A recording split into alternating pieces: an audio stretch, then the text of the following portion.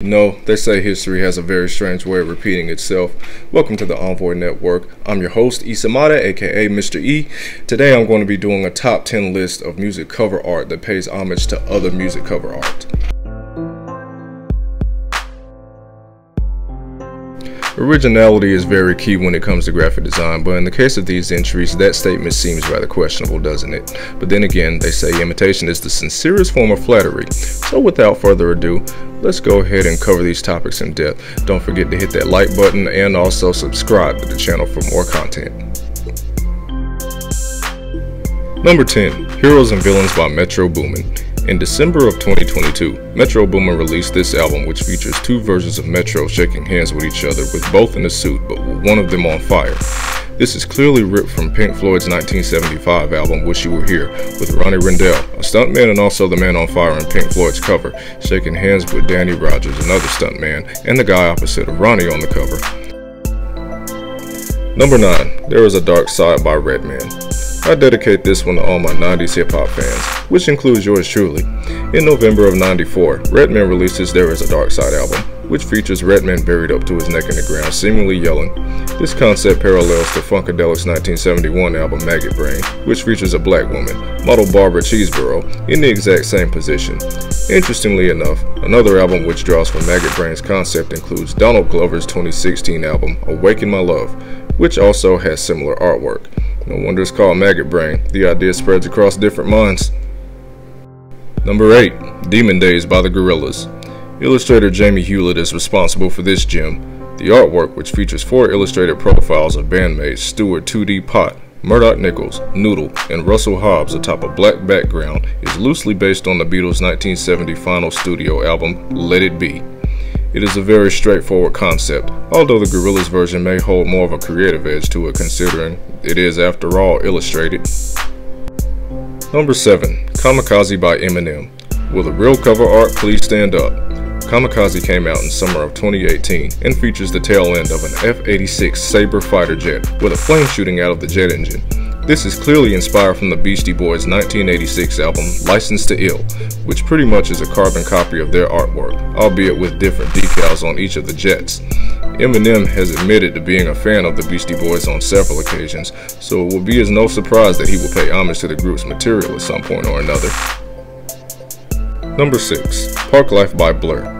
I'll have to admit, this is a perfect case in point of how far-reaching photography can be in the world of graphic design, showing nothing more than 2 dogs competing at a greyhound race. This 1994 album by Blur heavily resembles the 1987 single Then and Now by Dubsex.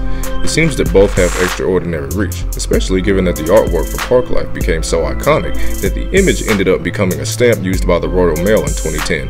Hashtag Stamp Life. Number 5. Killer by Take 9. This might be my personal favorite one. Not sure, still debating on it. Either way, this is equally clever and a pretty hilarious interpretation of Michael Jackson's 1982 landmark album Thriller, released in January 2008. Instead of the white suit wearing Jackson leaning on the cover as seen on Thriller, it is instead Take 9 laced up in a straitjacket with a deadpan expression on his face staring blankly at us. Fun fact, there's a rumor going around this whole time that Jackson was wearing a zip-up hoodie underneath the blazer on his cover, and I'm just wondering how many people outside the marketing committee probably noticed this. How much do you want to bet in another 20 years from now this might become a Mandela effect? Number 4. London Calling by The Clash. Regarded as one of the most widely known and iconic English rock albums of all time, this 1979 album features the bassist for the band, Paul Simonon, smashing his Fender Precision bass guitar on stage, while the logo type for the band's name and album title is seen to be in a pink and green formatting. This entire concept was reportedly intentionally derived from Elvis Presley's self-titled 1956 debut album, as the Clash claimed they had desired to revert back to a more pure form of early rock and roll. Number 3. Illmatic by Nas. Personally, this is an album that's on my Mount Rushmore of albums in terms of rap. Nonetheless, I was more than shocked to find out that this cover definitely has some influence behind it. Released in April of '94, this album by Nas features his child counterpart's face overlaying across a city backdrop, most likely Queens, New York. This is derived from jazz band Howard Hanger Trio's 1974 album, A Child Is Born, which shows the same content. Unfortunately, the child on that cover is unknown and I can't provide any information on this, but nonetheless, it's safe to say that a child is born walked so that Illmatic could run. In all honesty, if I were to run a presidential campaign and win the election, get ready to hear The World Is Yours at the inauguration. Number 2, G-Stoned by Kruger and Dorfmeister. You'd have to be blind not to notice this one. In April of 1968, Simon & Garfunkel released Bookends, which features Paul Simon on the left side and Art Garfunkel on the right side, gazing into the camera with a black and white filter overlaying the image.